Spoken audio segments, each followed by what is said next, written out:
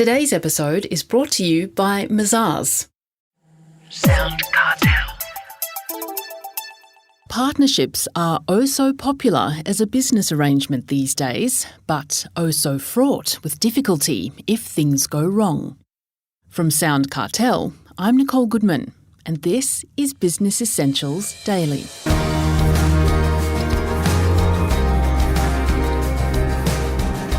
Perhaps you're in partnership yourself and starting to wish you weren't as arguments mount and the business slips sideways. If so, legal expert Paul Brennan of Brennan Solicitors has a question for you. Do you have a partnership agreement in place to help sort out the business if it looks like grinding to a halt? Paul Brennan says many partners in business don't have such agreements, and that can result in expensive arguments and drawn-out misery all round. Paul has plenty of advice for business partners in the throes of a business bust-up, and he tells Heather Dawson the root of the problem often comes down to, you've guessed it, money. If the partnership's doing very, very well, then it tends to go relatively smoothly. It's when there's not enough money in the kitty, or even worse, one of the partners is not pulling their weight in some way or another, then tempers start to get a bit frayed and the partnership breaks up. Well, if you don't have a partnership agreement, the law does, however, lay down some ground rules, I understand. So what are some of those key rules? I would say there's about 4 key ones. Normally there's a whole act about it, and it tells you what you're actually going to do as partners if you don't have a partnership agreement. But obviously it's far better to actually write your own rules and do it before the partnership breaks up. It's a bit like a prenuptial agreement. But say the first one would be money received into the partnership must go into the partnership accounts. What you find is that once the partners start to become suspicious of each other, that anything that's not nailed down tends to move to other places. So if they get paid on a particular contract, then the partners start to move the money elsewhere. But there's a duty under the law for them to pay it into the partnership bank account, and that tries to add a bit of sanity to the situation. Another one would be partners have got to be truthful with each other, not have secrets with each other about their business. Now, this can be very tough if you're not even speaking to your partner, but that's the legal obligation on you. Another one would be property brought by the partnership belongs to the partnership.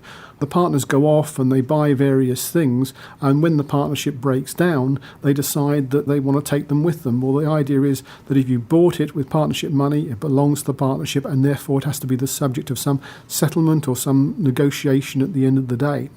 For instance, contracts too is another problematic area in that if you as partners have agreed to do a certain thing for somebody else, then just because you've decided to pick up your ball and go home, you've still got a legal obligation under that contract to fulfill it, or you can be sued.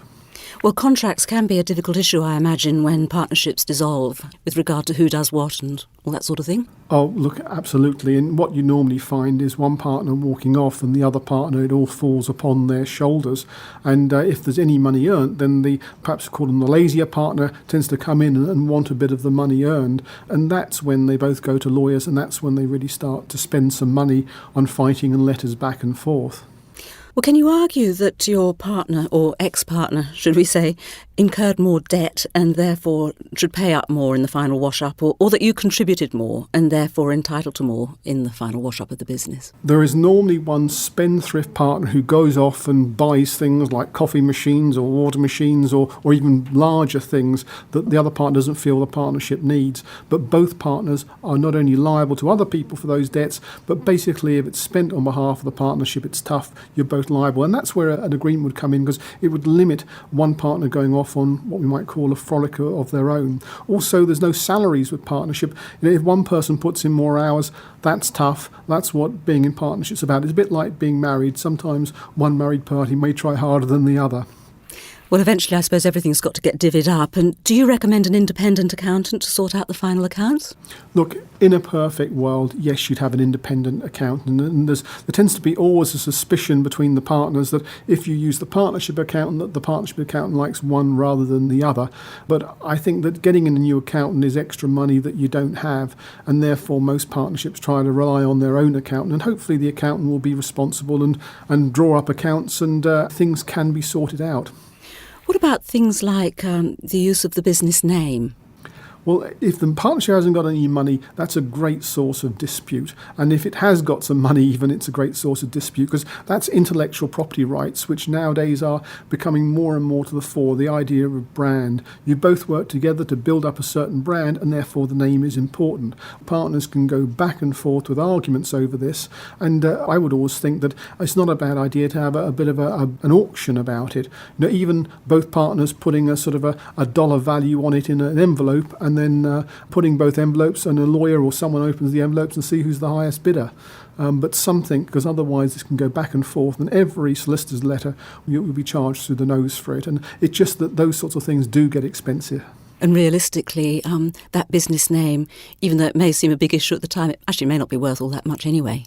Look, people get very, very attached to them. They tend to be the initials of the names of their children and things like that. And the other partner who's arguing with you knows that you value that particular thing, and often will argue along to wind you up. But look, IP is a valuable commodity nowadays, and maybe it's worth fighting over. But you've got to lead to some resolution, maybe mediation or something, because lawyers' letters going back and forth often is not the answer. And then, of course, there's the client list, another problematic area.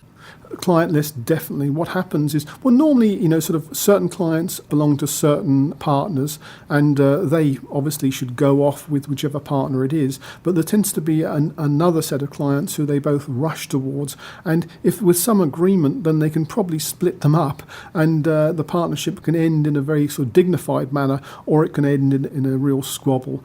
My experience is people don't seem to mind very much that it's a squabble, but they do worry that their business is not going to be looked after going forward, or one partner is going to say that he owns something about their business. So you can actually lose a lot of clients unless you can come to some sort of agreement.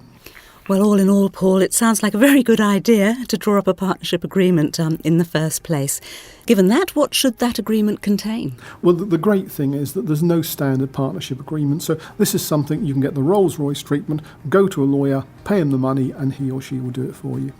That was Paul Brennan, Principal of Brennan Solicitors. And Paul will be back with more advice on the legal tricks and traps in business soon.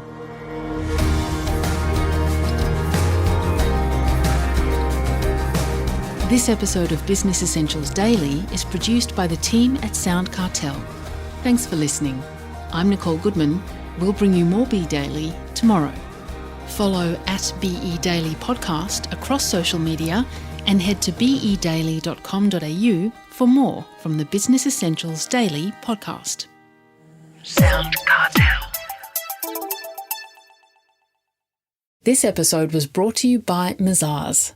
To find out more, visit mazars.com.au. That's mazars.com.au.